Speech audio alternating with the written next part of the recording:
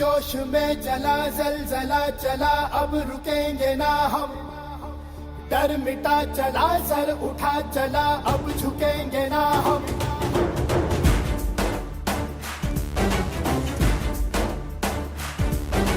जोश में जला जलजला चला, अब रुकेंगे ना हम।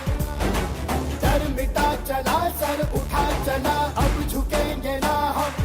ओ धारे बासी तेरे माड़ी रे, जान लगा देंगे हम।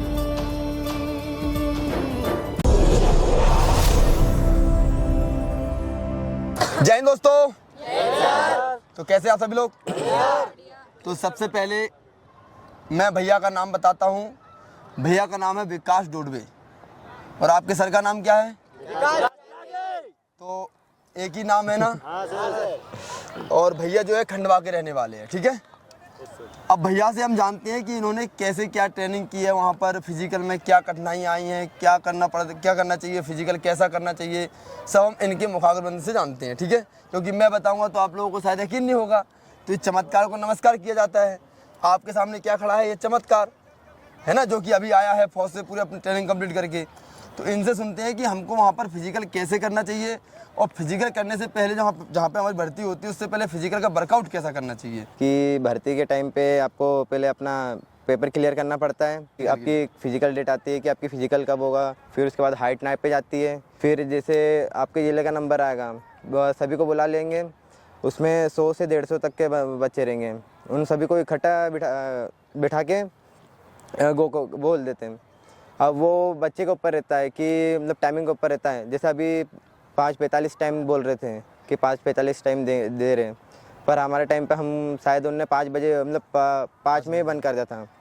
क्योंकि उसमें हमारे उसमें 150 दौड़े थे, उसमें हमने मतलब 30 से 35 जन घुस गए थे, इसलिए उनने बंद कर दिया था पहले ही।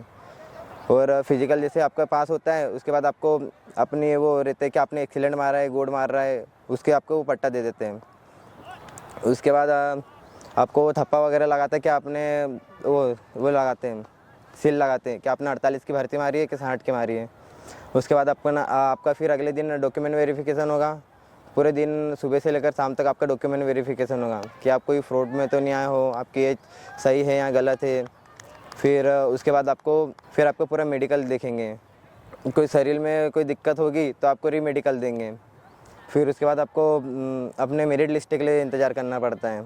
मेरिट लिस्ट के बाद मेरिट लिस्ट आएगी, फिर उसमें आपको पता चल जाएगा कि आपका फाइनल सिलेक्शन हो रहा है या नहीं हो रहा है। फिजिकल जैसे आप सोचते हो कि भाई कम वर्कआउट कर लें तो हो जाएगा, या फिर हम दौड़ते रहे, सुबह दौड़ें, दोपहर को दौड़ें और शाम को दौड़ें, दिन भर दौड़ें तब हो जाएगा, ऐसा कुछ भी नहीं है। अगर दिन भर दौड़ने से फिजिकल बनता तो विश्व में कुत्ता सबसे तेज़ दौड़ता, क्योंकि कुत्ता कहीं भी जाता है दौड़ के ही जाता है। समझ में आया ना? फिजिकल एक सब्जेक्ट है। क्या है? सब्जेक्ट है। और उसके इवेंट एक चैप्टर है। क्या है? चैप्टर है। हर एक चैप्टर का अलग वर्कआउट होता है, हर एक चैप्टर का अलग मेथड होता है। जैसे कि 100 मीटर का है, 200 मीटर का है, 400 मीटर का है, 1600 मीटर का है। सबके अलग अलग वर्कआउट होते हैं। फौज जो भी करती है बहुत दूर की दृष्टि से देखते हुए करती है कि हमको इस बच्चे से कहाँ काम पड़ सकता है और वहाँ पर काम पड़ेगा तो इस चीज़ में ये फ्लॉप तो नहीं हो जाएगा।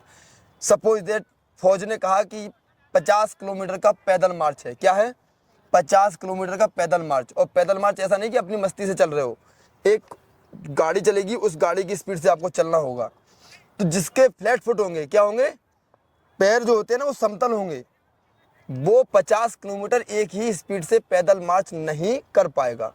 इसलिए क्या देखा जाता है कि इसको फ्लैट फुट तो नहीं है। दूसरा पॉइंट आपने देखा होगा, हाथों का एंगल चेक किया जाता है। क्यों किया जाता है? क्योंकि फौज में जंप भी होती हैं। क्या होती हैं? जंप। जैसे कि दीवारें होती है, ट्रेनिंग करके आए होंगे, इनको 8 फीट की दीवार भी मिली होगी, 10 फीट की भी मिली होगी। मिली थी ना? मिली थी सर। तो उन पे चढ़ के फिर उनसे कूदना। अब आप जैसे कूदोगे तो स्वाभाविक आप हाथों का सपोर्ट लोगे।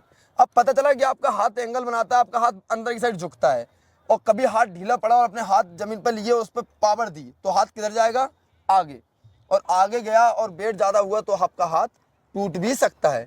इसलिए आपके हाथों के एंगल को भी चेक किया जाता है।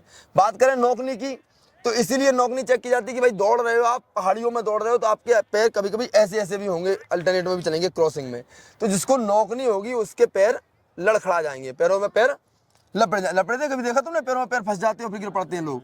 तो 100% उनको क्या होती है, नॉक नहीं। बात करें वर्कआउट की, तो मेरे भाई फौज में जाना इतना आसान नहीं है। हजारों लाखों लड़कों में से 1-2 लड़के लगते हैं, देखा होगा आपने। इतनी भीड़ में 200-300 जगह खाली आती हैं केवल।